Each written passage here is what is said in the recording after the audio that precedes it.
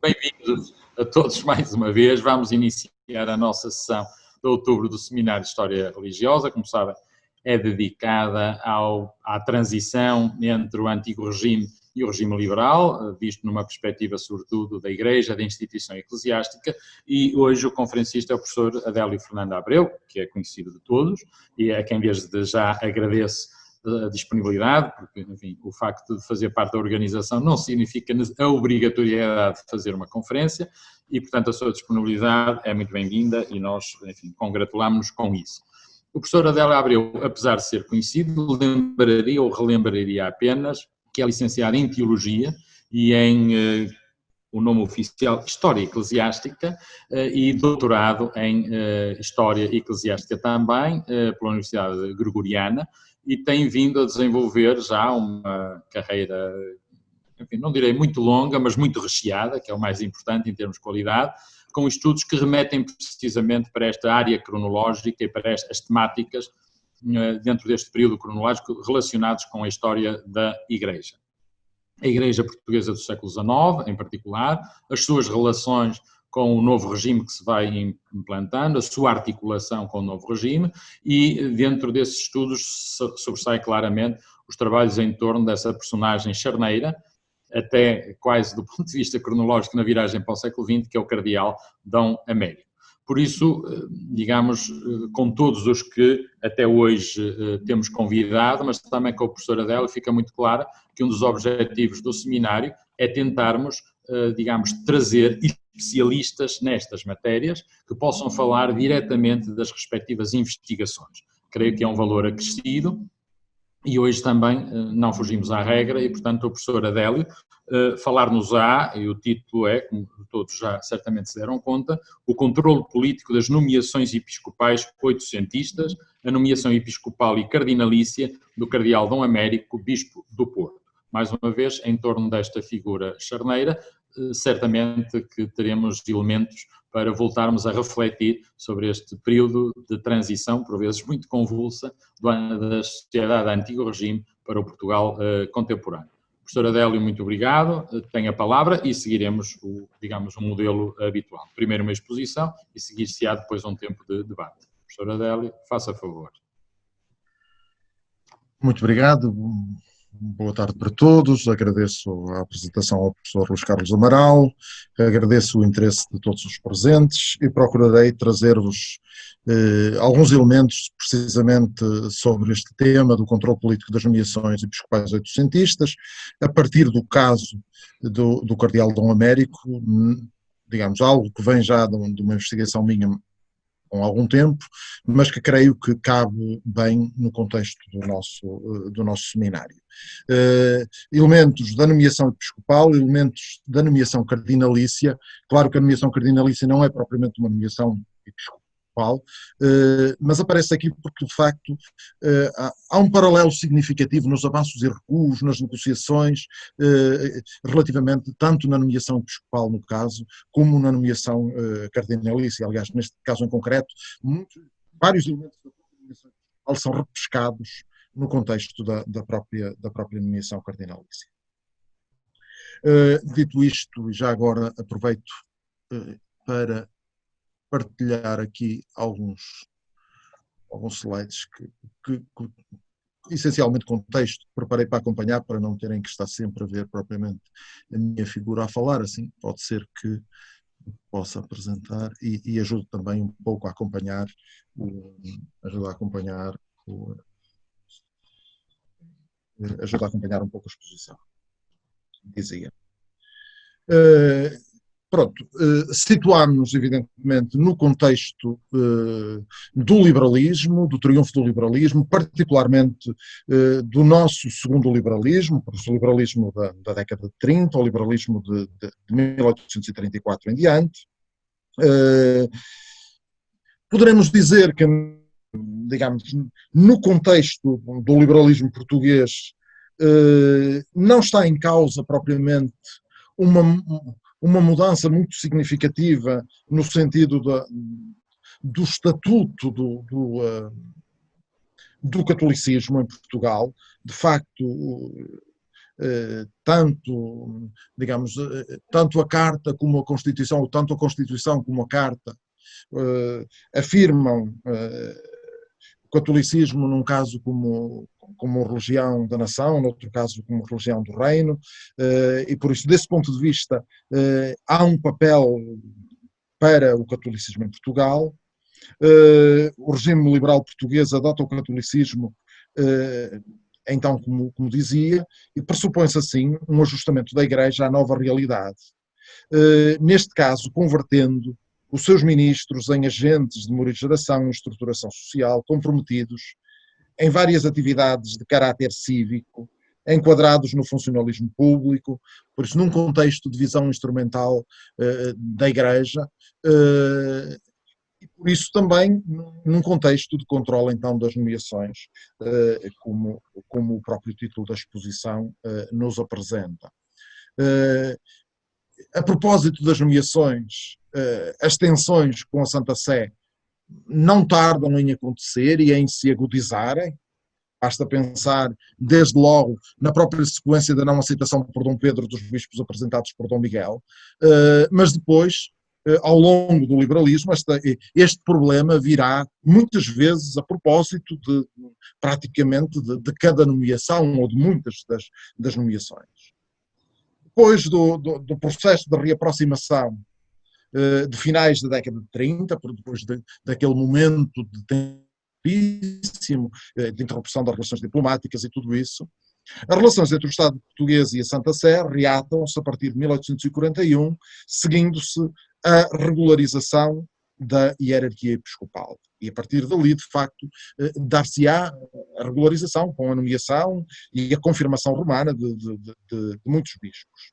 Os processos de nomeação constituíam-se, mesmo assim, a partir daí, aqueles resolvem-se, mas depois outros virão, normalmente em longas pendências entre o Estado português e a Santa Sé, também para as dioceses, cuja supressão nunca esteve sob a mesa das negociações. Porque, de facto, desde cedo, não vamos hoje falar aqui propriamente disso, poderíamos também falar, há uma vontade do Estado português de reajustar a circunscrição eclesiástica e, por isso, também, desde cedo fica dito, nomeadamente no famoso convênio de 1848, que para algumas dioceses não se apresentarão bispos até que a questão da circunscrição fique resolvida. Mas mesmo para aquelas que, digamos, que não estava em causa, nem estaria nunca a supressão,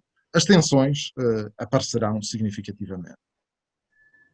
É neste quadro político-eclesiástico que se entendem, então, as nomeações episcopais no período liberal.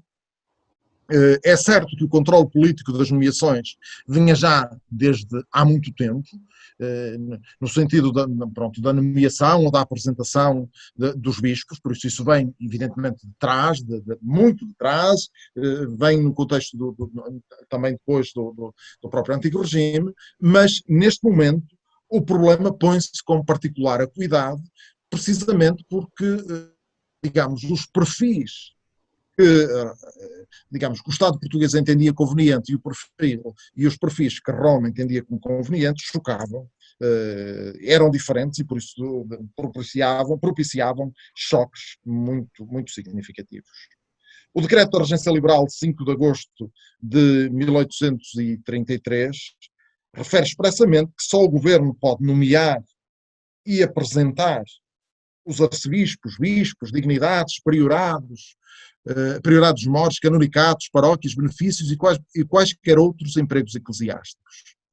Tal controle era particularmente gravoso num tempo em que os equilíbrios entre política e religião ganhavam novos contornos, nomeadamente quando a política liberal desejava candidatos sensíveis aos seus ideais e interesses, e o entendimento da Santa Sé privilegiava a obediência romana mesclada de desejos de retorno ao absolutismo, ao legitimismo, como queirais. Os conflitos em torno dos perfis dos candidatos adensavam-se, resistindo a Santa Sé à confirmação dos nomes apresentados pelo monarca e recusando-se este a alterar os nomes apresentados. Tais conflitos desaguam frequentemente em impasses que as negociações diplomáticas só ao custo iam conseguindo resolver. E assim aconteceu também com a nomeação para o Bispado do Porto, para a Diocese do Porto, após o falecimento, em 16 de outubro de 1868, de Dom João de França Castro e Moura. E tanto assim que a Diocese só voltará a ter bispo em 1871. Dito isto, então, passaríamos à questão da nomeação episcopal, agora já de Dom Américo, procurando ver a sequência dos factos, porque ela é elucidativa daquilo que vimos dizendo. Ao acusar a recepção da notícia enviada pelo portucalense relativa à morte de Dom João de França Castro e Moura, o bispo anterior, o núncio acrescenta em modo de circunstância que não haveria de durar muito o período de vacância. O tempo não deu razão a estas palavras, mas mais aos receios que ele foi emitindo na correspondência para Roma, o que mostra que a preocupação mais interna era, de facto, significativa. Os rumores relativamente ao sucessor fizeram-se sentir de imediato. Aparece, por exemplo, o nome daquele que depois seria, mais ou menos na mesma altura, Cardeal Patriarca de Lisboa, Dom Inácio de Nascimento Moraes Cardoso, por exemplo, é um dos nomes em cima da mesa. Por isso, mas então os receios, de facto, são latentes. Havia de facto o receio de que se aproveitasse a vacância para transferir para o Porto um dos bispos das dioceses que o governo pretendia suprimir. Na correspondência da época aparece, por exemplo, o nome do bispo de Leiria, já idoso. A apresentação régia de Américo Ferreira do Santo Silva como bispo da Diocese do Porto surgiria em 23 de dezembro de 1869. Ele era então vigário capitular de Lisboa após a morte do patriarca Manuel Bento Rodrigues.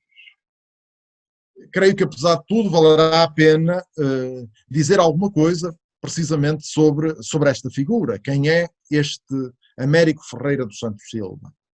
Nascido no Porto, no seio de uma família conhecida e prestigiada da cidade, formado em França e depois em Coimbra, na Universidade de Coimbra, onde se doutorou em Teologia, num âmbito voltado pelo regalismo, Américo ordenar-se-ia presbítero em Lisboa, empenhando-se em seguida ao serviço do patriarcado, na formação presbiteral, no Seminário de Santarém, onde foi professor e vice-reitor, e em cargos da Cúria, entre eles também o de vigário capitular à morte do patriarca Bento Rodrigues, que aliás substituiu noutras ocasiões em vida dele, quando ele se ausentou da diocese.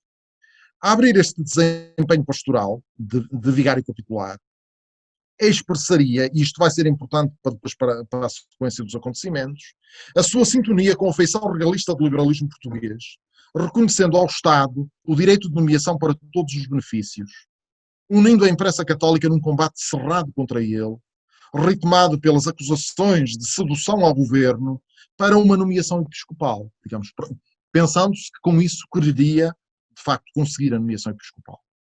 Referia-se expressamente à sua necessidade de conhecer todo o clero da diocese para estar habilitado, e cito textualmente, a informar com acerto o governo de sua majestade no exercício que lhe compete de apresentar em todos os benefícios eclesiásticos. A imprensa católica reagiu à provisão, dizendo que, falando-se do seu autor para bispo de uma diocese, inicialmente pensava-se inclusivamente que fosse para o patriarcado, alguém, e cito concretamente o jornal O Bem Público da época, alguém poderá supor que a uma mitra mendiga a troco de entregar amarrada o governo à Igreja. A participação da nomeação à Santa Sé pelo núncio revela-se assim muito desfavorável ao recém-nomeado. Luigi Orelha, o núncio, acusava-o de ter sacrificado os direitos da Igreja em troca da nomeação episcopal, numa referência implícita à primeira provisão. De ter em pouca conta a Santa Sé por causa de uma pretensa depreciação do título honorífico de camareiro secreto de sua santidade, que nunca teria usado. De uma possível pertença à maçonaria, mesmo que não fosse possível prová-la, apesar de nada ter a apontar ao seu comportamento moral, desaconselhava vivamente a confirmação pela má impressão que causaria entre os católicos, depois da polémica em que se vira envolvido na administração do patriarcado. Também porque ele confirmou, digamos, ele aceitou algumas dito de outra maneira, o Patriarca de Lisboa anterior tinha recusado alguns nomes que o governo tentou nomear para as paróquias. E agora, Américo, enquanto vigário capitular, deixa de resistir a esses nomes. Isto com base naquela lei que exigia o concurso documental, a lei de 1862. A notícia da nomeação régia, com as informações do núncio, é recebida em Roma com consternação.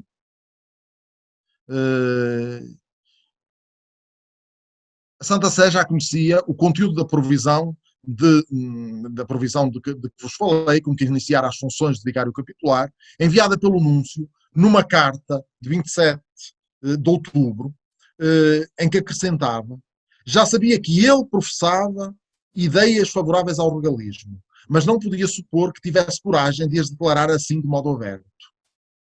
Em novembro tinham chegado a Roma mais notícias relativas à administração do patriarcado, nomeadamente aquela questão da confirmação das paróquias, e por isso mais receios aparecem em Roma. O modo como o núncio apresenta o conteúdo de uma carta com Américo, mesmo se marcado negativamente pela aguda polémica na imprensa coeva e pelo receio da sua apresentação para o patriarcado, foi no essencial ao encontro do que disse depois o vigário capitular sobre a mesma. Por isso, essa conversa, quanto ao conteúdo, há um acordo. Quanto à interpretação, nem tanto. A interpretação, essa é diversa. O núncio vê nas declarações de Américo uma confirmação das suas ideias regalistas. Américo, não fugindo ao regalismo, procurava exprimir a convicção, e essa convicção é uma convicção que o vai marcar ao longo de toda a sua vida, ao longo do episcopado no Porto. Então, exprimia a convicção de que era mais favorável à defesa dos interesses da Igreja uma atitude de harmonia e boa convivência com o poder civil do que um contencioso aberto com esse mesmo poder civil.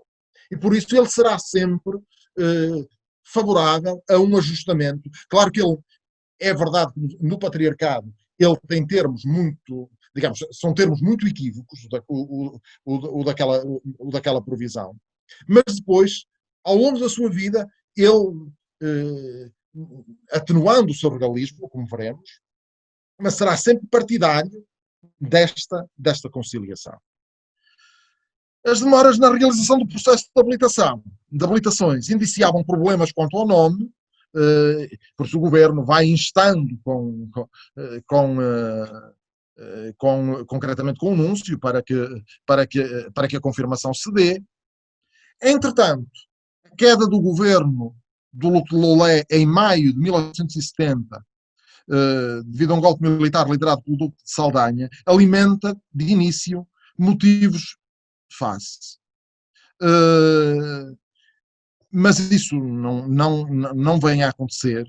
Chega-se a põe-se a questão do bispo do Algarve vir para o Porto, como já falámos. Entretanto, porém, aguardava-se que a Sé expusesse com detalhe os motivos de recusa do doutor Américo, por isso do antes nomeado. Digamos, o novo governo acaba por ter uma existência efêmera, cai em finais de agosto, nada se alterou relativamente ao nome do nomeado. A Santa Sé continua a aguardar o rumo dos acontecimentos, sem apresentar oficialmente os motivos da recusa. Ou seja, em Portugal espera-se, insiste-se, para que haja a confirmação, ou então que se diga expressamente porque é que ele não é confirmado, mas a Santa Sé vai evitando, digamos, esta referência explícita. Entretanto, podemos falar de alguma tomada de posição do próprio Américo, no sentido de conseguir ir ajudando a desbloquear a questão.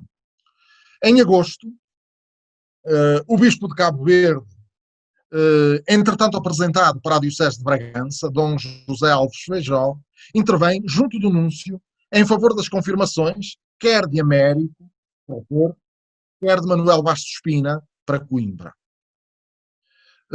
As declarações do Bispo de Cabo Verde ao núncio revelam dois aspectos significativos.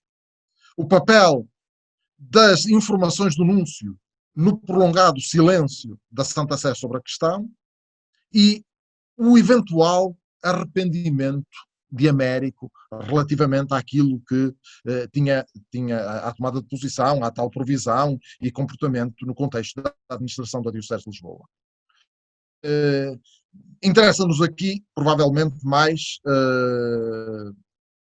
o segundo aspecto do que propriamente o primeiro. É evidente que as informações que foram do anúncio para Roma eram totalmente desfavoráveis. No que se refere, então, ao segundo aspecto, é óbvio que a transformação radical do doutor Américo de regalista em ultramontano, como, de alguma maneira, Dom José Alves Feijó queria fazer ver, é um exagero.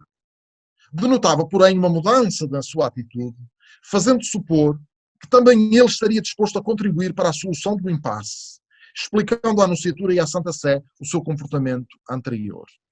E então o seu contributo virá, pouco depois, através de duas cartas ao núncio, uma oficial e uma particular, e uma carta ao Papa, todas elas de 10 de setembro de 1870.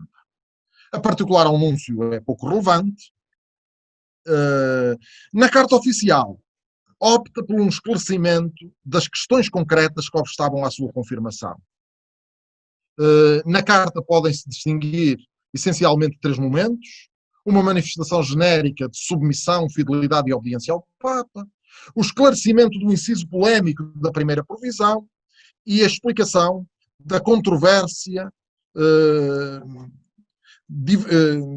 da conversa, da conversa divergente, havida entre o núncio e Américo em novembro anterior por causa da atribuição dos benefícios. Ele nega professar a doutrina segundo a qual o poder político tem direito legítimo de apresentar para todos os benefícios. Esse direito, segundo ele, pertence à Igreja e só o refutava quem desconhecesse ser ela uma sociedade de instituição divina de Estado. Quanto ao Estado, nomeava ou apresentava os candidatos aos benefícios, não o fazia, contudo, por direito próprio, mas por privilégio concedido pela Santa Sé a exercer sempre em conformidade com a legislação canónica. Clarificados estes princípios, impunha-se a justificação do desfazamento do inciso da provisão quando confrontado com a doutrina que ela agora, afinal, diz que professa. A provisão tinha por objetivo a elaboração de um elenco do clero da Diocese necessário ao seu bom governo. Como a medida era nova e podia merecer desconfiança por parte do clero, refere ele, fundamentou-a no facto de precisar desses elementos para corresponder à informação que o governo pedia aos ordinários antes de proceder às nomeações, mostrando assim que a relação do clero, devidamente documentada com as suas licenças e habilitações, não era elaborada em prejuízo do clero, mas em seu benefício. Para o Dr. Américo, o inciso da provisão não reconhecia um direito do Estado, mas apenas constatava um facto que, mesmo se ilegítimo, vinha sendo exercido pelo governo desde que, com a instauração do liberalismo, se declarou único padroeiro. Evidentemente que a justificação é engenhosa, mas, digamos, vista hoje, evidentemente é uma justificação que não satisfaz, digamos. Faz parte deste modo, de alguma maneira, de alguma maneira, com algum contorcionismo, de justificar o seu próprio comportamento. Aliás, ele dava-se conta de que esta justificação provavelmente não bastava e que os termos daquela proposição se revestiam de ambiguidade suficiente para precisarem de uma retratação inequívoca que ele tratará de fazer. Por isso, na carta, trata de facto de fazer. Também já conhecemos a tal conversa divergente entre Américo e o Núncio, e agora é o próprio Américo que confirma essa conversa, mesmo não identificando especificamente o assunto, isso percebe-se. Percebe-se quando confrontada com os dados transmitidos pelo Núncio, que se referia à entrega de vários benefícios a padres nomeados pelo governo, pondo fim à resistência que caracterizara Dom Manuel Bento Rodrigues. Américo aqui justifica-se com o caráter provisório da sua administração, que não tinha autoridade para resistir, e por aí fora, e por isso tenta também, de alguma maneira, justificar o seu comportamento. Isto é o que ele de alguma maneira, diz na carta, na dita carta ao Núncio, como aliás vos apresento aí nos slides, em alguns extratos que coloquei. A carta a Pio IX encontra-se imbuída do mesmo espírito, fica-se, contudo, por uma declaração mais formal e geral de submissão e retratação, não chegando às justificações concretas que nos aparecem na outra carta. A carta ao Papa e uma cópia da carta ao Núncio são enviadas para Roma no início de outubro de 1870. O Núncio, sob influência das informações dos legitimistas, não ficou convencido de que as explicações bastassem para a confirmação, remeteu-as sem qualquer apreciação que alterasse o que antes tinha afirmado. Foram, contudo, bem recebidas pela Santa Sé e anteciparam na primeira pessoa a ação que o novo representante português em Roma haveria de desenvolver em prol da nomeação. E então podemos ver, depois da apresentação e depois das explicações do nomeado, podemos ver então os tais esforços diplomáticos do representante português em Roma, no caso Costa Cabral, precisamente para que a nomeação se conseguisse. As cartas chegam de facto mais ou menos na mesma altura em que o novo ministro plenipotenciário de Portugal junto da Santa Sé, como na altura se chamava, António Bernardo da Costa Cabral, empreendia as diligências necessárias à confirmação. O governo português apostava no prestígio e na habilidade negocial do novo representante diplomático em Roma para fazer valer os seus interesses. Em 4 de outubro, devidamente instruído, surge uma oportunidade para falar sobre o assunto, desta vez com o cardeal secretário de Estado, o cardeal Antonello. Percebe claramente quais são os motivos que impedem a confirmação. A execução do decreto de 2 de janeiro de 1862, relativa às provisões dos benefícios, e a dita provisão como vigário capitular em Lisboa. Os dois aspectos que eu já vinha referindo. O representante diplomático estava decidido a fazer valer as razões governamentais, primeiro com moderação, mas se fosse preciso e o governo assim o entendesse, sendo mais enérgico e recorrendo até à ameaça de represálias. Costa Cabral tinha então em mente um pedido de retirada do Núncio Apostólico em Portugal. Esse pedido não avança, as negociações vão se mantendo, mas paralelamente ele começa a desvanecer do seu otimismo inicial e começa a ver que a resolução daquela pendência é bastante mais complexa. Continua diligências, aconselhando-se concretamente com Camilo Di Pietro, cardeal protetor de Portugal junto da Santa Sé, que lhe sugere um encontro pessoal com Pio IX. A via das negociações passa agora pela moderação e pela insistência paciente. A Santa Sé retardou a reapreciação do processo, justificando a demora com a dificuldade de reunir os documentos, porque tinha passado do Quirinal para, digamos, para o Vaticano, no contexto que era o da tomada de Roma, e por aí, mas mesmo que esses argumentos possam ser válidos, não é de excluir, de facto, que houvesse aqui uma tentativa de ganhar tempo para uma resolução mais segura. O ministro dos Negócios Eclesiásticos e de Justiça continuava a achar exagerada a demora, reclamava um posicionamento enérgico, mas agora Costa Cabral pensa exatamente de outra maneira e entende que a via tem que ser a via da moderação, corroborada pela percepção de que as resistências de Roma, a pouco e pouco, se haveriam de resolver. Em abril de 1871, a Santa Sé decide-se pela confirmação de Américo como Bispo do Porto. A decisão é comunicada ao representante diplomático de Portugal pelo próprio Pio IX oralmente em 12 de abril de 71. Mas vem condicionada à prévia publicação por Américo nos jornais, na imprensa periódica, da carta ao núncio de 10 de setembro de 70. Por isso, aquela carta onde ele se justifica e se retrata muito detalhadamente.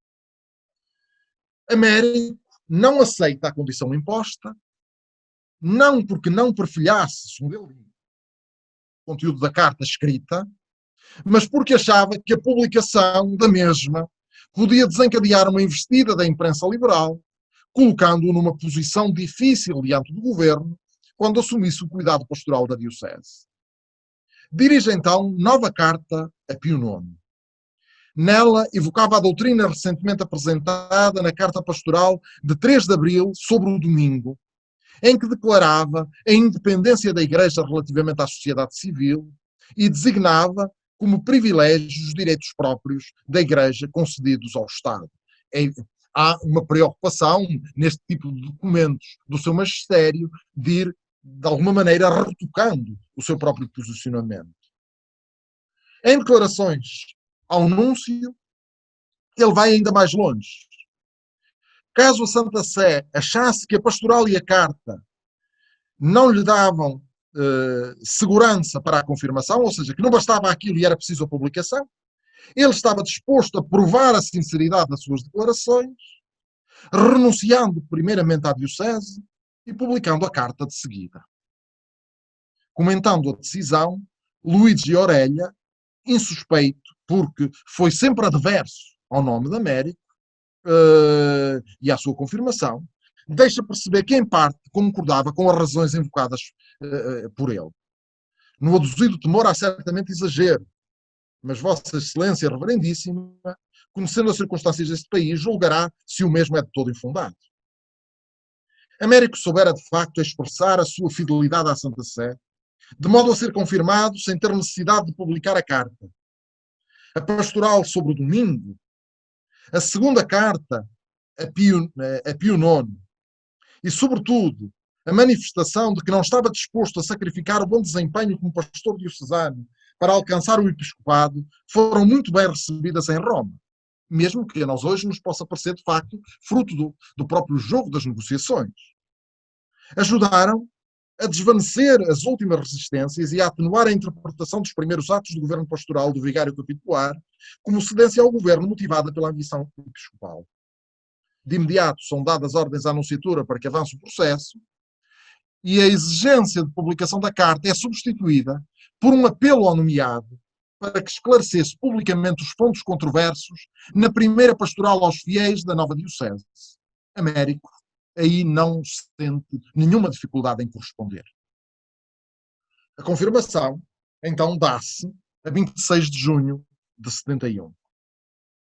E por isso, quase depois de 3 anos de vacância, o Porto é finalmente provido com um novo pastor diocesano. Para a resolução da pendência contribuem a mudança de comportamento de Américo no governo pastoral do Patriarcado, as suas explicações em jeito de retratação enviadas ao núncio e ao Papa, e a ação incisiva do representante diplomático junto da Santa Sé. A mentalidade conciliatória de Américo não foi vencida pelas diligências realizadas em ordem à confirmação, mas a diocese pôde finalmente ser provida com um prelado que soube usar, com algumas ambiguidades, é certo, e podemos vê-la se der tempo, provida então com um prelado que soube usar a sua proximidade e bom entendimento com o poder civil em prol da diocese e da Igreja.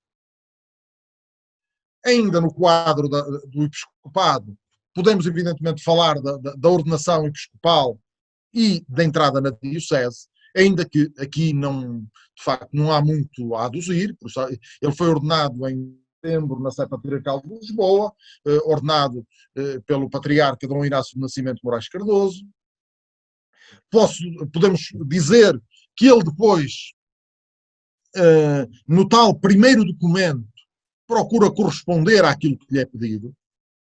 A carta de apresentação à Diocese de 12 de setembro de 71, em que Américo cumpre a condição colocada para a sua confirmação episcopal, por isso o esclarecimento dos pontos controversos, mas aqui é um esclarecimento que, não, que ele pode fazer indiretamente e não no sentido de uma retratação total, como aconteceria se publicasse a carta.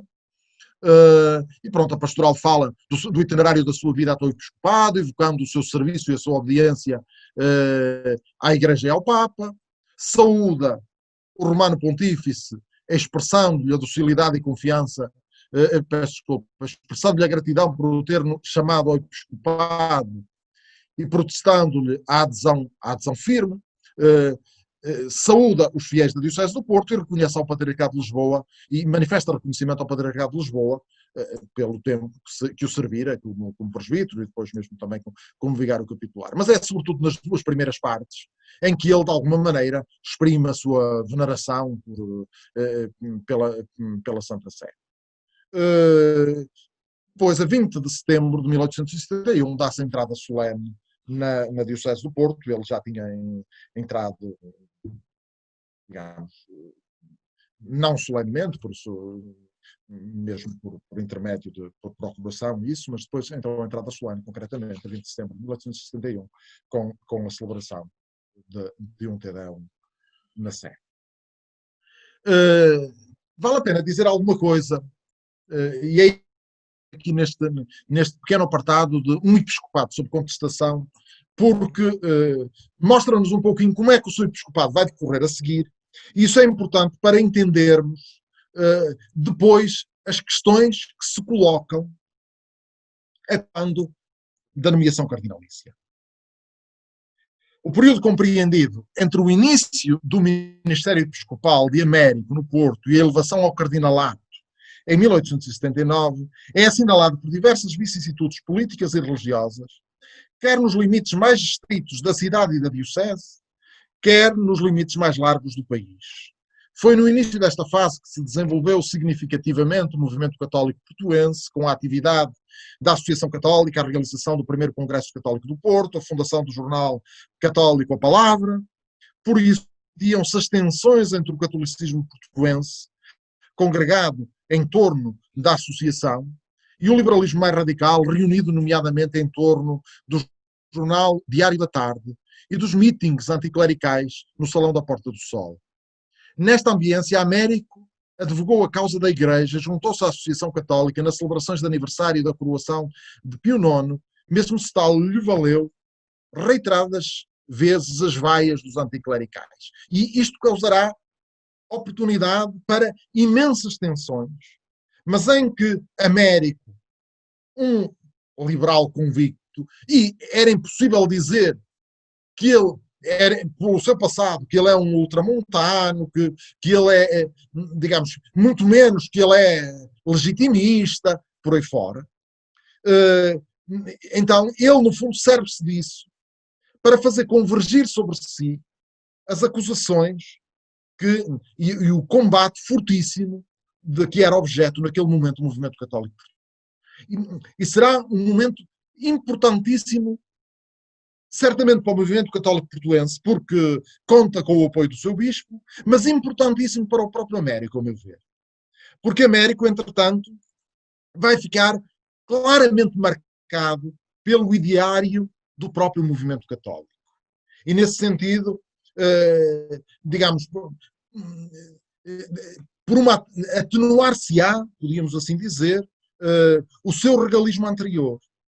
E ele, usando certamente a via conciliatória, que era partilhada por gente do movimento católico do Porto também, que não eram propriamente legitimistas, mas ele vai, neste contexto, de facto, colher ideias deste movimento católico, por exemplo, de figuras como Samudães, o Conde Samudães, nomeadamente relativamente à contingência das formas de governo, ou seja, para a Igreja, tanto vale monarquia absoluta como monarquia constitucional, poderíamos até dizer república, mas não é, esse caso agora aqui não se põe, desde que haja um respeito pela liberdade da Igreja. Por isso, estas questões começam a fazer parte do universo, não digo logo dos pronunciamentos explícitos, mas do universo mental de Américo. Por isso, isto vai ser muito importante para a evolução subsequente. Pronto, vai intervir na questão político-religiosa, a dotação do clero, a reformulação da geografia diocesana, a supressão dos mosteiros de vida contemplativa, a nomeação dos bispos, vai internamente ter particular atenção à disciplina do clero e à sua formação, nomeadamente reformando o seminário. Por isso, são aspectos que marcam claramente, então, o seu episcopado. Mas será um episcopado, então, da contestação e da polémica, como eu refiro ali no slide. Contestação e polémica em torno da celebração anual da eleição pontifícia, como já fui indiciando e não desenvolverei mais neste momento, apenas porque senão gastaria muito tempo com uma questão que, apesar de tudo, para aqui é secundária. Depois também, em algumas intervenções. Concretamente, há duas intervenções que vão marcar este momento. A segunda, que coloco ali no slide, a intervenção na Câmara dos Pares, em março de 1876, por causa da desamortização dos passais, é um momento em que ele, de alguma maneira, volta a ter um pronunciamento equívoco no contexto do regalismo. É um momento em que ele é uma intervenção em que ele faz com boa intenção, até com uma certa intenção de defesa do próprio núncio, mas os termos serão de facto termos equívocos. Na raiz da questão estava a extensão da desamortização aos passais por lei de 28 de agosto de 69 e a subsequente inquietação que a mesma suscitou nos párocos, que se viam privados de mais um meio de sustento que pelo cultivo rentabilizavam. Para o salvaguardarem, os párocos resistiam a colaborar nos inventários que a lei obrigava, casos estavam dispostos a arrendá-los aos compradores ou mesmo a comprá-los, só que assim incorriam nas penas canónicas previstas para os usurpadores dos bens eclesiásticos em proveito próprio. Esta questão acaba por ter então repercussões na Câmara dos Pares, onde os bispos tinham assento e Américo também, onde o núncio foi atacado por não respeitar a lei da desamortização, e nesse sentido o ataque é depois extensivo aos bispos. Evidentemente, particularmente, também pelo facto de o professor debate anda essencialmente em torno desta questão das penas canónicas. Nesta circunstância, Américo toma pela primeira vez a palavra na referida Câmara, defendendo que o núncio não se opôs ao cumprimento da lei, mas situou a sua ação no âmbito do foro da consciência, precisamente resolvendo os tais problemas de consciência dos párocos, que queriam autorização para poderem, então, comprar os bens ou arrendá-los ou por aí. O seu raciocínio de Dom Américo reveste-se, contudo, de ambiguidade, porque parecia supor a necessária obediência a toda a lei, uma vez aprovada, sem equacionar a injustiça da lei em causa por usurpar os bens da Igreja. De maior equívoco se reveste um outro inciso do discurso, em que Américo refere o silêncio de Pio IX sobre a questão, deduzindo do mesmo a sua aprovação tácita. É verdade que Américo não tinha recebido resposta a uma consulta que tinha dirigido ao núncio sobre esta questão, mas, e por isso podia de alguma maneira invocar isso, ou seja, o Papa não responde, há aqui um silêncio tácito. Mas, é claro, passaram por Américo, certamente, pelas mãos dele, certamente, muitos rescritos de sanação das penas canónicas, que indiretamente mostravam que o Papa Pio IX supunha a lei. Pronto, este é um centro de polémica que vem para a imprensa e tudo isso, e depois estou a trazê-lo para aqui, porque para o Cardinalato esta questão vai se pôr. Há uma outra questão, que é a da tal falsa pastoral de julho de 1875. Aqui é uma questão secundária. Américo vira-se enredado em mais uma controvérsia entre a imprensa católica e liberal, sendo-lhe então atribuída uma pastoral da apostasia, que, tendo pouco reflexo em Portugal, porque ninguém acreditou nela, foi recebida em Roma com grande preocupação, porque, entretanto, os jornais franceses deram a notícia, um jornal romano colheu a notícia de um jornal francês, e a notícia chegou lá e marcou, de facto, negativamente, juntamente com o tal discurso na Câmara dos Pares, a imagem de Américo perante a Santa Sé. No essencial, o que se tratou foi, digamos, tratou-se de uma polémica entre dois jornais. O jornal A Palavra e o jornal do Comércio. O jornal A Palavra, um jornal católico portuense, inventou uma portaria governamental, e o jornal do Comércio, para se vingar disso, inventou uma provisão episcopal em que, digamos, em que o Bispo do Porto diria tudo aquilo que não se podia dizer, no fundo, apostatava da doutrina católica. Concretamente, nem publica o Jornal do Comércio, nem publica propriamente a pastoral, publica um resumo da mesma, mas que é, digamos, é um falso, por isso o Bispo nunca fez isso, digamos, ele vê-se envolvido nesta questão destas lutas da imprensa, tendo em conta que o jornal A Palavra era um jornal portugalense. Em Portugal ninguém acreditou nisso, ninguém levou a sério, percebendo a falsa pastoral como resposta à portaria forjada pelo periódico portuense, pelo jornal A Palavra, mas as repercussões da pastoral do Bispo do Porto no estrangeiro foram de facto mais significativas. Entretanto, Dom Américo, que inicialmente nem sequer sente necessidade de dizer nada, acaba para acabar com a questão, acaba por de alguma maneira vir a público com um esclarecimento, mas veremos que mesmo assim a questão não ficou completamente... Na altura ficou vencida, mas depois, na altura do Cardinalato, as questões ainda voltam, de facto, ao de cima. Sumariamente, então, dizer alguma coisa também sobre o processo para o Cardinalato. Aqui não é de facto um processo episcopal, mas esta questão dos avanços e recuos, esta questão da intervenção diplomática, a intervenção do próprio, o tentar se ajustar àquilo que era o perfil, de alguma maneira retratando aquilo que a Santa Sé acusava como menos bom no seu próprio perfil, veremos que é muito, muito semelhante. Pronto, então a questão das diligências em ordem à nomeação de Dom Américo como cardeal da coroa. O direito de possuir um cardeal da coroa, um cardeal nacional, à semelhança de outras potências europeias, fora garantido pela monarquia portuguesa, pelo menos a monarquia assim o reclamava, desde longa data, retomado pelos governos liberais, como afirmação do prestígio internacional do país. A Santa Sé não tinha nenhum interesse em conhecer este direito, dadas as dificuldades que o governo colocava nas relações diplomáticas e o controle que exercia sobre a vida da Igreja em Portugal.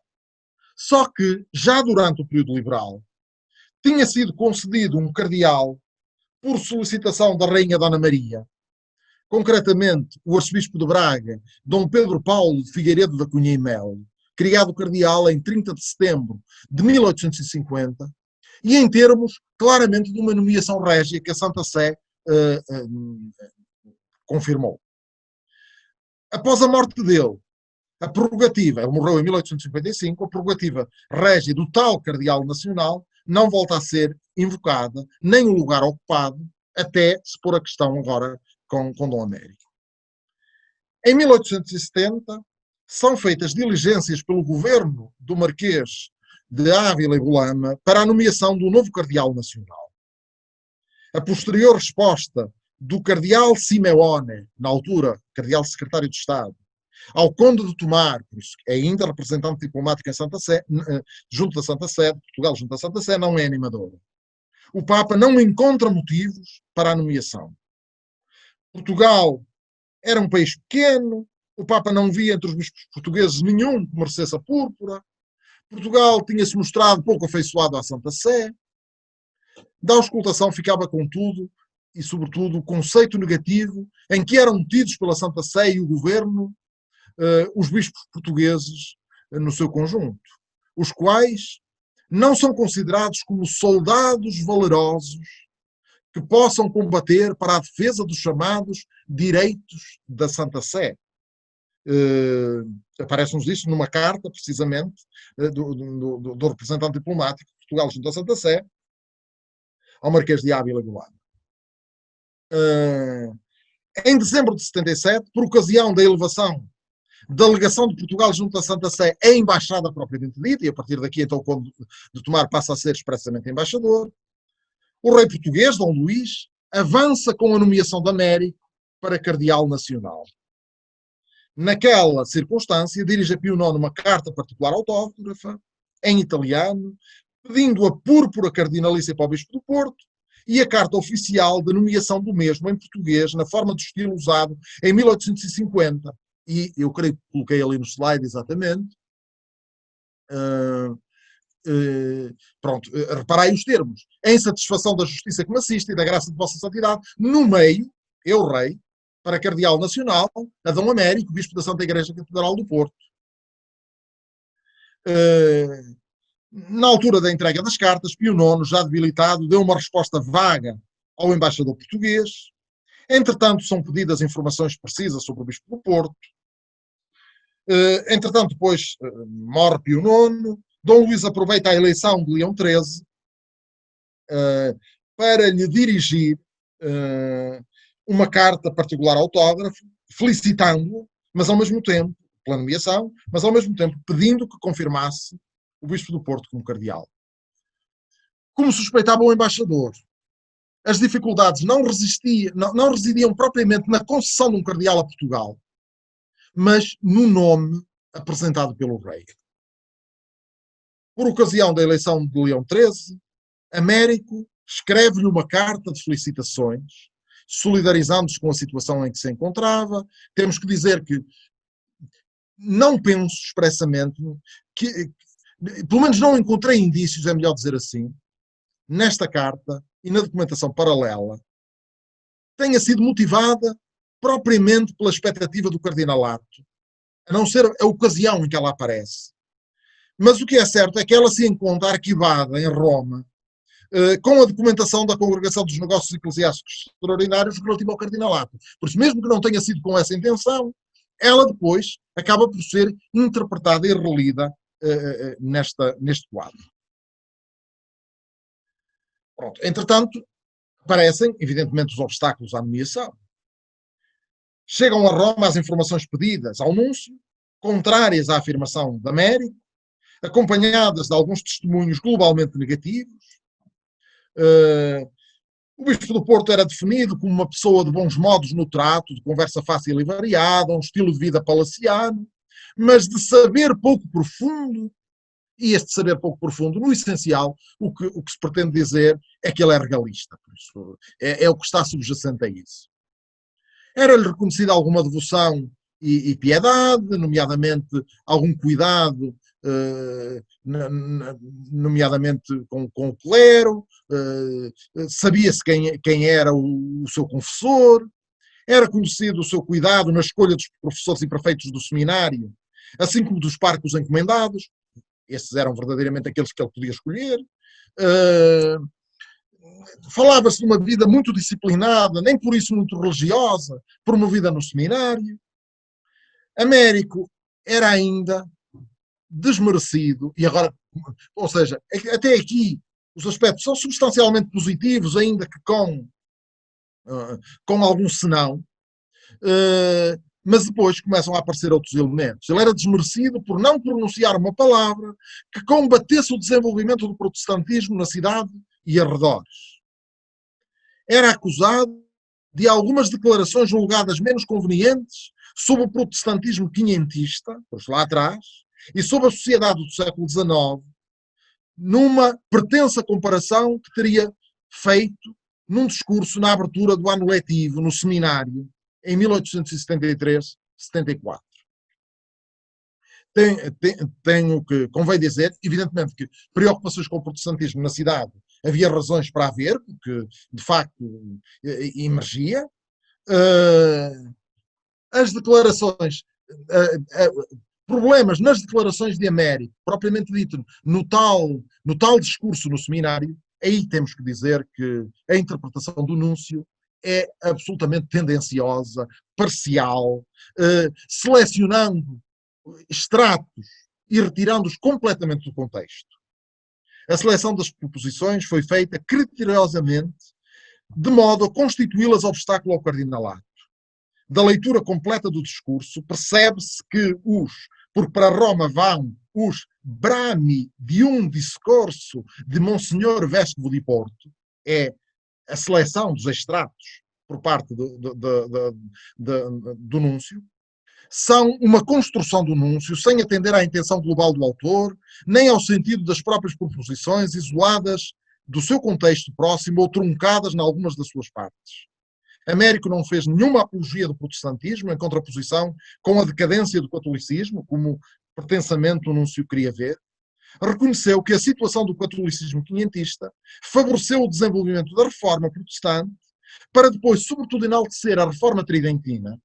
Dentro da reforma tridentina, a criação dos seminários, porque ele estava precisamente num discurso no quadro dos seminários, e por isso todo o resto é verdadeiramente uma construção do núncio, porque lendo o discurso não se vê nenhuma apreciação positiva do protestantismo oitocentista português.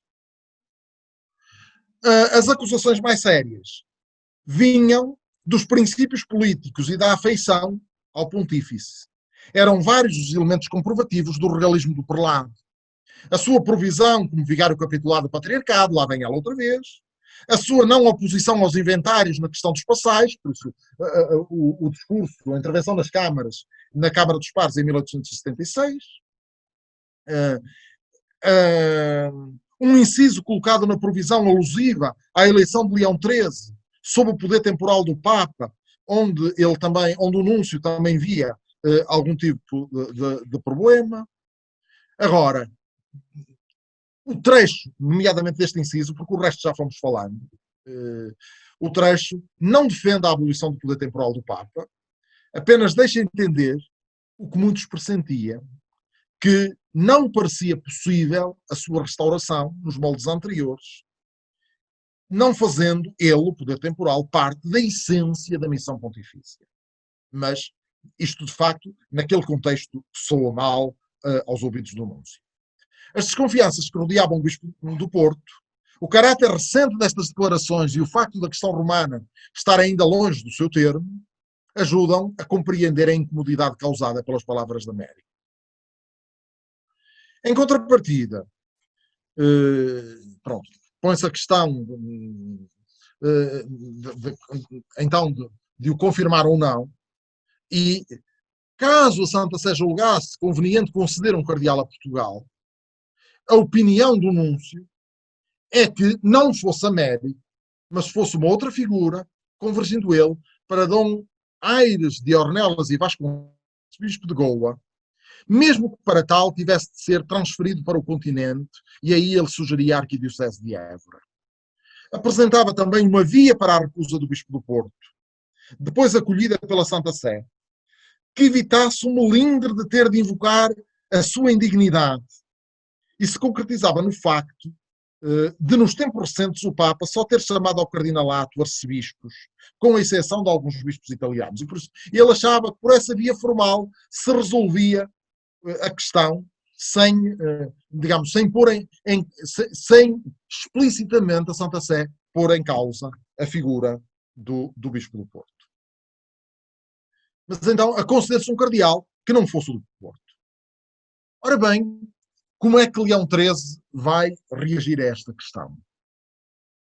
Há uma reunião da Congregação dos Negócios Eclesiásticos Extraordinários em 11 de abril de 78 para analisar a situação, para analisar no essencial a conveniência de conceder ao rei de Portugal o cardinalato pedido para o bispo do Porto.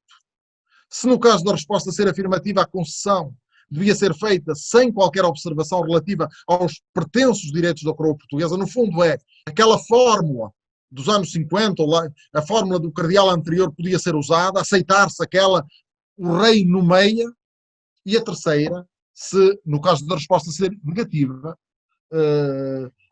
digamos, como é que se devia dar resposta ao rei e de que modo. Da congregação, a congregação tem a participação de vários cardeais, nomeadamente cardeais que estiveram em Portugal, Di Pietro, por exemplo, Luigi Aurélia, que já sabemos que era bastante pouco conciliante.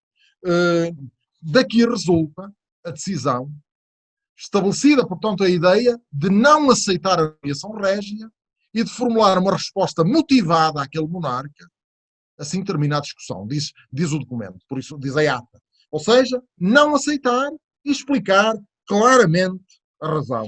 É isto que a congregação, por isso aquela reunião com os cardeais, decide. A Santa Sé via-se agora no dilema de não querer responder negativamente ao monarca português, mas também de não achar conveniente o nome proposto. Restava-lhe um meio termo. Conceder um cardeal, mas sem que a escolha recaísse nas mãos do rei. O Conde Tomar insiste logo que o rei não estaria disposto a alterar o nome indicado. Há uma diligência realizada em maio, mediante um pedido ao núncio em Lisboa, para que indicasse quais os bispos portugueses estavam em condições de serem elevados ao cardinalato. O núncio volta a insistir no arcebispo de Goa. Apresenta mais algumas figuras, mas poucas, porque aqueles que depois poderiam ser, ele acha que também não têm o perfil, são regalistas, por aí. Por exemplo, basta pensar que quando é posta a questão do arcebispo de Braga, do João Crisóstomo de Amorim Pessoa, aí já é o próprio núncio que diz, não, interesse do Porto, então, mal por mal, seria melhor o do Porto.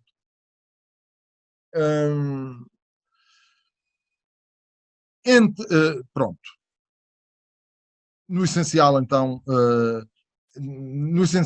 foi isto que se deu. Temos ainda uma carta autógrafa de Américo, agora como reitor do seminário, porque ele era, de facto, o reitor do seminário do Porto, assinada também pelos prefeitos, professores, seminaristas, recentemente a anunciatura, para ser remetida ao Papa, felicitando-o pelo seu pontificado. E se eu na primeira não vejo, digamos, necessariamente uma intenção de resolver com essa carta a questão do cardinalato, nesta aqui, sinceramente, já não tenho tanta certeza, quer pela ocasião, quer pela insistência, porque ele já tinha mandado uma pessoal e a seguir manda uma como reitor do seminário, envolvendo o seminário. Aqui já tenho mais, de facto, mais dúvidas. Pronto. Esta carta não evitou a resposta de Leão XIII ao rei de Portugal. Esta foi afirmativa quanto à pretensão régia de um cardeal a Portugal, mas não Américo. Manifesta ao rei que estava disposto a purpurar concretamente o arcebispo de Goa. Leão XIII não aceita o bispo do Porto, mas também não opta então por uma resposta claramente motivada, como defendia a congregação. Baseia a sua decisão na tal argumentação extrínseca que o núncio tinha, de alguma maneira, insinuado. O uso quase constante de incluir preferencialmente entre os membros do Sagrado Senado da Igreja os prelados distinguidos com a dignidade metropolitana e por aí fora. Claro que se pode imaginar que a partir daqui a diplomacia portuguesa vê aqui já um certo triunfo, porque o problema não está no perfil, agora pode também tentar argumentar com estas questões de forma.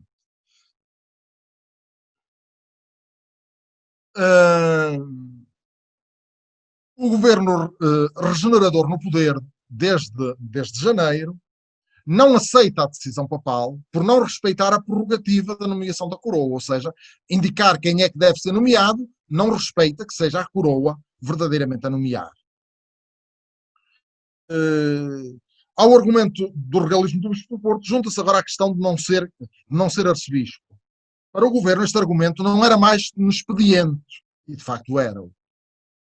A Carta Pontifícia abria, porém, nova via argumentativa, centrada não tanto na dignidade do Bispo do Porto para o lugar, mas nas exceções ao uso recente invocado pela Santa Sé de só nomear arcebispos. Entretanto, na Santa Sé vai haver uma mudança, concretamente com a chegada de um novo cardeal secretário de Estado, o cardeal Lorenzo Nina, que sucede a Alessandro Franchi, que falecera pouco antes, e que vai também contribuir para a evolução da questão. O Marquês de Tomar aproveita a mudança e a benevolência do recém-nomeado para lhe pedir que examinasse bem o assunto usando de mais imparcialidade. Na audiência de 3 de dezembro, Lorenzo Nina informa-o que, na sua opinião, a resolução de Sua Santidade será favorável. A mudança de atitude não se justifica, a mudança de atitude da Santa Sé não se justificava, porém, apenas com a benevolência do novo cardeal secretário de Estado. Em fins de outubro, o cardeal Nina pede ao núncio em Lisboa que auscultasse pessoas dignas de fé e lhe fizesse chegar mais informações sobre o Bispo do Porto. A Santa Sé precisava, sobretudo, de encontrar fundamentos seguros para uma eventual satisfação dos desejos do soberano português. E a partir daqui nota-se, de facto, uma mudança. Porque agora procura-se, digamos, elementos que possam sustentar a decisão. Muda a perspectiva subjacente à busca de informações. O núncio reúne os elementos pedidos e transmite-os em apenas 2 semanas. Juntava alguns documentos que conseguira reunir com informações alusivas a Dom Américo. A sua instrução pastoral sobre o protestantismo, recentemente publicada. E o contexto faz ver que esta é claramente uma instrução publicada, certamente com muita preocupação pelo protestantismo no Porto, mas claramente publicada por causa da conjuntura da sua nomeação cardinalícia. Junta também algumas ressonâncias da mesma na imprensa e cartas, concretamente, do arcebispo de Mitilene e vigário-geral do Patriarcado, Dom António José de Freitas Honorato, e do superior dos jesuítas em Portugal, o padre Ricardo Ficarelli. Então, as cartas, são documentos conjuntos. As cartas enviadas são globalmente favoráveis ao Bispo do Porto, Dom António de Freitas Honorato, que conhecia Dom Américo, peço desculpa porque eu não fui mudando o slide e faz sentido mudá-lo. As cartas enviadas em anexo, então, são globalmente favoráveis. Dom António José de Freitas Honorato conhecia Dom Américo desde os tempos de Coimbra, é claramente favorável, não me consta que seja maçom, não pode duvidar-se da sua ilustração.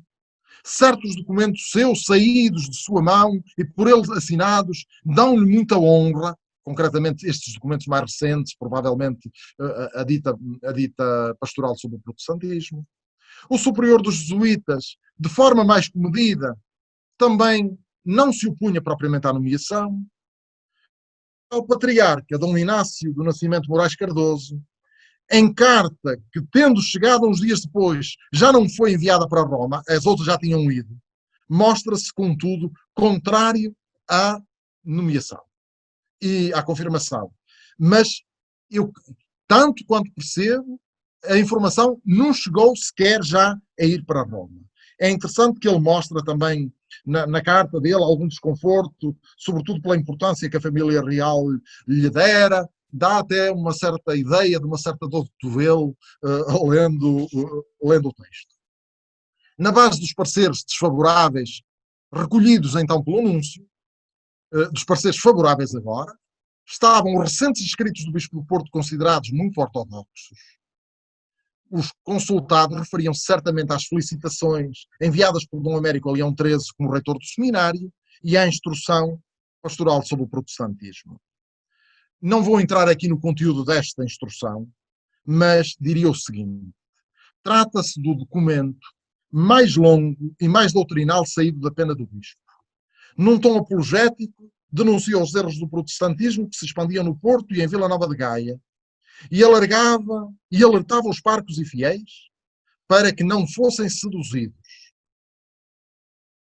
Foram provavelmente as dificuldades em torno do anunciado cardinalato que motivam de modo próximo a publicação da instrução, da mesma forma que podem ser justificado a duplicação das solicitações a Leão XIII após a eleição. Mas se quanto à duplicação, eu de facto não tenho certeza, quanto à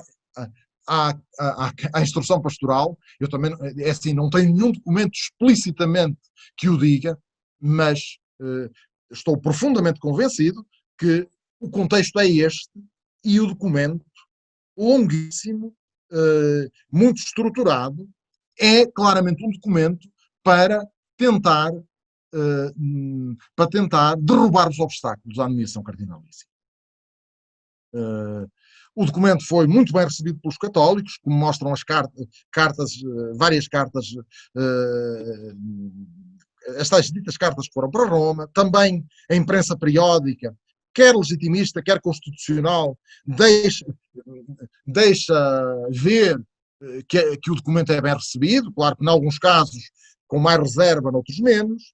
No Vaticano, a instrução pastoral é entregue à apreciação de Gregório Conti, cônego penitenciário da Basílica de São Pedro, tendo as suas informações favoráveis sido incluídas no processo alusivo ao cardinalato, por isso também aqui tudo favorável.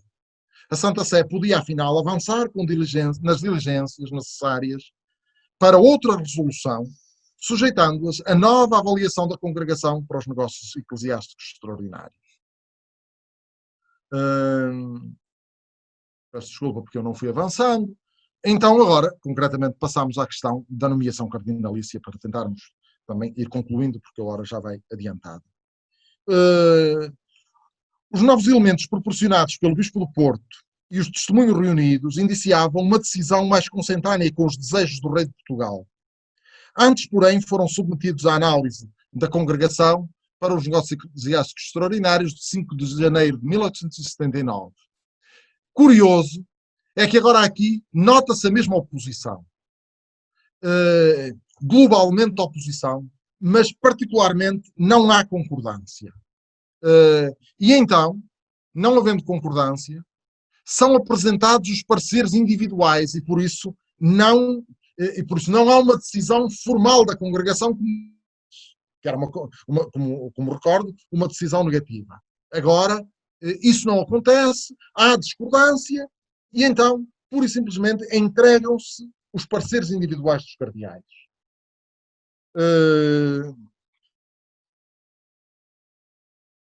A atribuição do cardinalato a acontecer, então, dever-se-ia a uma decisão pessoal de Leão XIII, com o contributo certamente do cardeal Nina, ambos partidários da dita solução conciliatória com o governo português. A discussão desvia-se da pessoa do nomeado para os termos da nomeação. Por isso, neste momento, o problema já não é ser Américo, como atrás. Antes dizia, Américo nunca. Dom Aires de Ornelas, sim. Agora ser Américo já há uma convergência do Papa, não propriamente dos cardeais, mas do Papa e do cardeal secretário de Estado. Agora, a questão é, digamos, são os termos da nomeação. Ou seja, aceitamos que seja o rei a nomear aqueles termos da nomeação?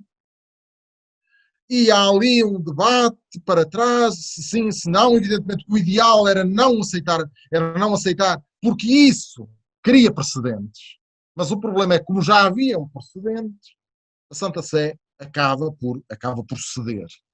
E então a nomeação é confirmada por breve de Leão XIII ao rei Dom Luís, de 24 de abril de 1878. A recepção da notícia em Portugal não é consensual. Os jornais católicos de linha constitucional, como a Palavra, o Progresso Católico, manifestam-se positivamente. A imprensa legitimista, nomeadamente o jornal A Nação, reage mesmo assim em sentido negativo. Depois de 2 anos de diligências, as negociações para a nomeação do cardeal nacional resolvem-se no sentido requerido pelo governo português, tal como por ocasião da nomeação episcopal de Américo. Também agora, outros aspectos se repetiram. Os escritos do Bispo do Porto, apreciados pela Santa Sé, e o empenhamento do Marquês de Tomás, agora Marquês de Tomás, sempre Costa Cabral. Acrescente-se, todavia, a atitude dialogante do cardeal Nina e do próprio Leão XIII. E, num segundo momento, a do núncio na reunião de testemunhos mais favoráveis, porque é isso que lhe é pedido a partir de Roma. Não significa que a decisão tenha agradado definitivamente à Santa Sé. Tratou-se de mais uma medida inscrita na estratégia do mal menor, procurando satisfazer quanto possível a coroa portuguesa para atenuar a hostilidade do governo e na expectativa de algumas concessões à Igreja em Portugal. A nomeação acabou por ser benéfica para o Bispo do Porto e para a Igreja, fortalecendo nele a afeição ao papado e prestigiando o seu papel de mediador entre a Igreja e o Estado. E, de facto, podemos dizer que o seu episcopado, a partir dos anos 80, é um episcopado muito mais sereno, muito mais... não é um episcopado sob tensão.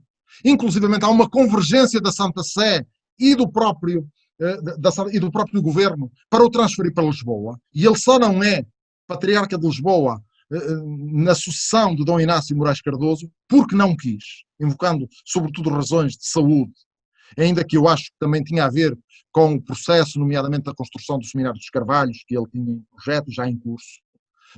Mas, de facto, a partir dali, Américo goza de um outro prestígio no seio do próprio episcopado português. Pronto, o processo evidentemente continua com a entrega das insígnias cardinalícias em Portugal e em Roma, em Portugal em 1 de junho de 79, em Roma, em Roma, em 27 de fevereiro de 80, peço desculpa, há ali um lapso.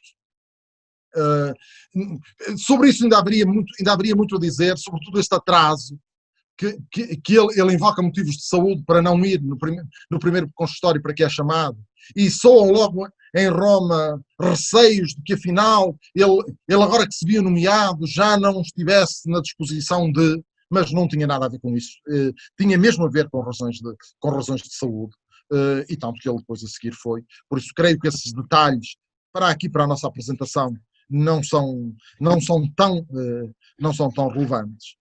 E como a hora vai adiantada, eu terminaria mesmo só em jeito de conclusão. Os intricados processos negociais de acesso de Dom Américo ao episcopado e ao cardinalato exprimem bem o controle político das nomeações oitocentistas, designadamente no referente ao perfil dos escolhidos, aos termos das apresentações e ao desempenho da diplomacia portuguesa em Portugal e em Roma. Há resistências da Santa Sé, eivadas de hesitações e ponderações, para não desequilibrar o xadrez das demais negociações eclesiásticas em curso. Exprimem também o papel do próprio nomeado, que, no caso de Américo, terá sabido ajustar-se a certo contorcionismo tendente à obtenção das nomeações governamentais e das confirmações romanas. Juntam-se-lhe as e controvérsias na imprensa habitualmente dada a polarizar os acontecimentos. Da complexa malha dos avanços e recuos nas negociações, emerge uma igreja maniatada pelo regime, que fazia da liberdade eixo do seu ideário, assim como a capacidade da igreja de se adaptar às vicissitudes do sistema, bem visíveis num bispo que, dos termos equívocos do seu regalismo, soube evoluir, sob o influxo do fecundo movimento católico. Eu isto aqui não tive hipótese de provar, mas poderia prová-lo, para um governo pastoral equilibrado e capaz de reunir o consenso governamental e romano, como se verificou sobretudo a partir dos anos 80, quando se deu uma convergência para a sua nomeação como patriarca de Lisboa, que só não aconteceu porque o próprio recusou em razão da sua frágil saúde. Esta convergência, contudo, não se deveu apenas à evolução pessoal do prelado. Entretanto, emergiram novas correntes de radicalização política na sociedade portuguesa, com repercussão, sobretudo, eleitoral e na imprensa, que aconselharam o poder político a suavizar a hostilização à Igreja. E a Igreja, com o contributo do laicado, soube fazer caminho, não se deixando enfeudar nos limites estritos das lutas político-partidárias. Américo, entretanto, gozava já da coerência da sua ação pastoral na busca da boa harmonia com o Estado, a que, entretanto, se juntou o próprio prestígio do seu cardinalato. E terminava então aqui. Desculpem, de facto, ter-me alongado e agradeço a vossa atenção.